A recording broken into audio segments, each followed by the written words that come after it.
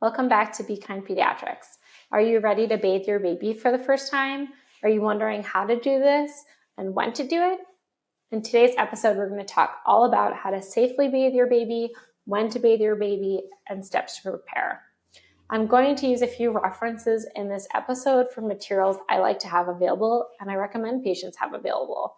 But I have no sponsorship by any of these brands, and these are just recommendations I give to all of my patients on a daily basis. Welcome to the Beehive Doc Talks with Dr. Blair Rolnick. As a pediatrician and mother herself, Dr. Rolnick is here to answer your most pressing parenting questions and guide you through the tough spots.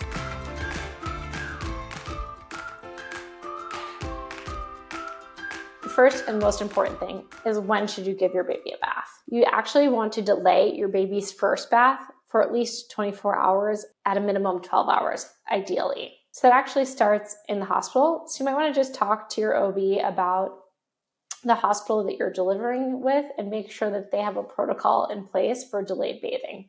Many hospitals do have this in place now, but it's always good to check. So why do you want to delay your baby's first bath by 24 hours? The first reason is temperature regulation.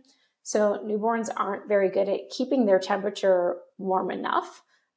And so you want to prevent hypothermia or low body temperature. Besides that it's uncomfortable to be cold, specifically for neonates, low body temperature leads to low glucose levels in their blood or low sugar levels, and that's been shown to have poor neurocognitive outcomes. So we want to avoid hypoglycemia, especially for these babies. Secondly, they have very sensitive skin, and so bathing them too early can actually dry out their skin. Thirdly, and probably one of the most important ones, is that delayed bathing has been shown in studies to increase the successful rate of breastfeeding. So for mothers who are interested in breastfeeding, they should definitely have a delayed bath.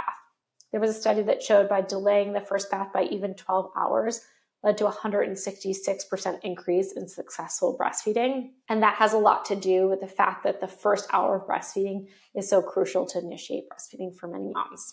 Fourthly, it may reduce crying. So again, babies don't particularly like being cold, so delaying that first bath and helping them regulate their temperature may reduce crying in that first period. There are some exceptions to this rule. So babies who are born to mothers who are either HIV positive or have hepatitis may not qualify and may not be recommended for them to delay bathing, because bathing actually reduces the risk of the transmission of those particular viruses from mom to baby through the birth canal. So there are some exceptions to this rule, and you just want to talk to your provider again ahead of time and make sure that you guys are on the same page. So how to bathe your baby. So at first, you're actually going to want to sponge bathe your baby until their umbilical cord falls off. And that happens usually around second week of life, but anywhere from the second to the fourth week of life. So you're going to want to have some things ready ahead of time when you're ready to give your baby their first bath. First, you're going to want to have the space picked out. I highly recommend either a baby tub or an insert for your sink to do this. You don't want to use a bath seat in an infant tub because they've been shown to be just not reliable enough, and babies have fallen out of them into the water. And you want to be mindful if you choose a sink, because the faucets traditionally hang out. They can get knocked and turned on, which can, if it's the hot side, burn your baby, or they can hit their head and kind of bump themselves on the faucet. So just pick a space that you're comfortable with and safe with for the first one. For the first sponge bath, you want to pick a flat surface where you can put your baby and keep your hand on them the whole time and have your supplies off to the side. And it should be ideally a non-slippery surface, so some sort of textured surface. Nextly, you want to get all your supplies ready. So I do recommend, especially for first-time parents, for the first couple of weeks to have a bathtub thermometer. You want to keep the bathtub temperature around 100 degrees Fahrenheit. If you don't have one of these handy, I recommend that you use your elbow to check the temperature of water, not your hands. Other things that you want to have available, I recommend having a burp cloth and a towel, ideally a cotton towel, available to you. You want to take the burp cloth or washcloth and you're going to dip it in the warm water for a sponge bath. We're going to talk about how to do that, but have some cloths and some towels available. I recommend also having a soft baby brush, something with soft bristles like this one, for their hair. We'll talk about why. I do recommend also having some type of baby moisturizer picked out. Some type of baby moisturizer. The one we have here is just Ella and Ola and baby wash. Whatever you choose, just make sure it's fragrance free and gentle for baby skin.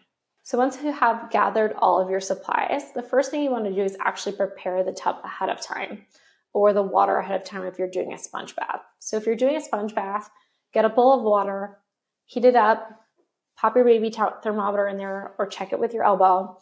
Make sure it's around 100 degrees. And then you're going to get your washcloth and you're going to start washing your baby.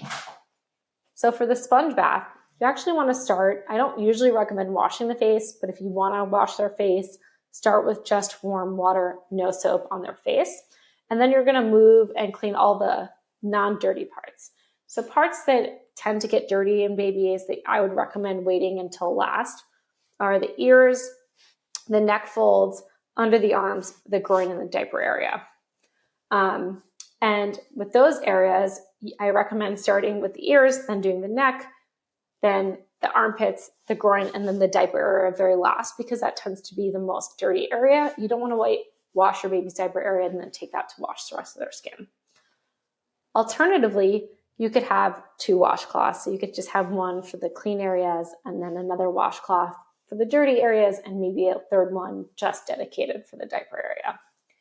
For those areas that get a little bit dirty, you just want a tiny, tiny amount of gentle fragrance-free soap in the water. So 1 drop in the water is enough. Mix it up and then do the rest of your baby's body. You want to do a little bit of baby shampoo in their hair and use that soft brush to brush it out and brush it through. This helps remove any dead skin or flakes, particularly if your baby is suffering from cradle cap. And then when you're done, immediately wrap them up in a warm towel. Sometimes I actually recommend that you do this piece by piece and that you keep your baby wrapped in the warm towel while you're doing different parts. So start with the head, keep them in a towel, then do the belly, but keep their legs wrapped, and then do the legs, but keep the towel on the upper part of their body. That helps them prevent them from getting cold. Similarly, if you're doing this in a bathtub, so if your baby's umbilical cord has fallen off and they're ready for a full bath, I recommend that you prepare your baby bath ahead of time. Again, check the water temperature and then get your baby in the tub. They should be positioned well above the water. So a couple of inches of water in the bathtub should be enough. A lot of babies really like having some sort of warm cloth over them. So you can take one of those washcloths and put it in water and drape it over them. And then just continue to put that washcloth in the water to make sure that your baby's staying warm. When you go to do their head, again, same thing. You want to put a little shampoo on top of their head and brush it out.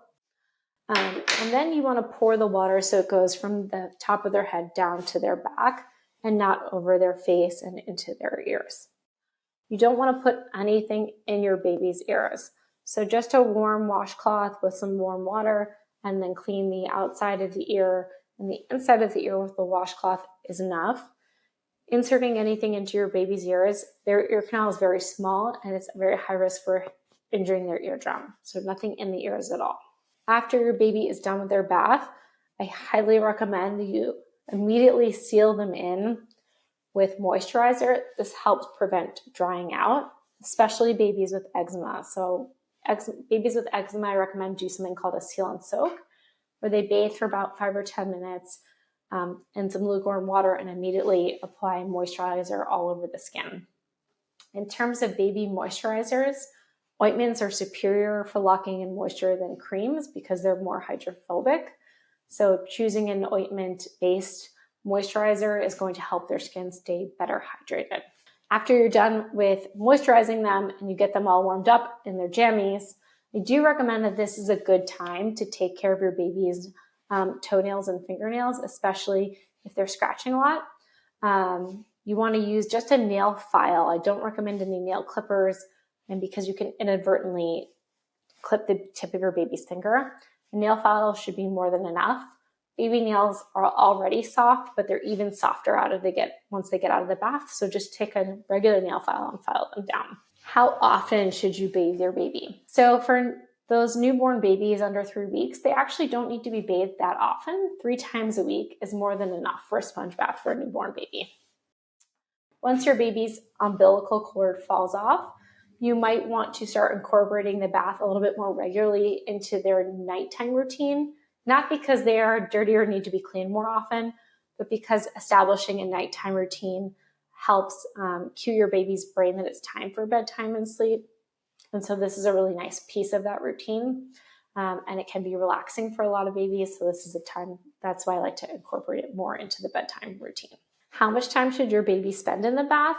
So if you're not sponge bathing, their umbilical cord has fallen off, and you're regularly bathing your baby, I recommend about 5 to 10 minutes. You don't want them to spend too much time in the bathtub because they can get cold, and also because spending too much time in the water can dry out their skin, and babies already have particularly dry skin. This is particularly important for those infants and babies with eczema.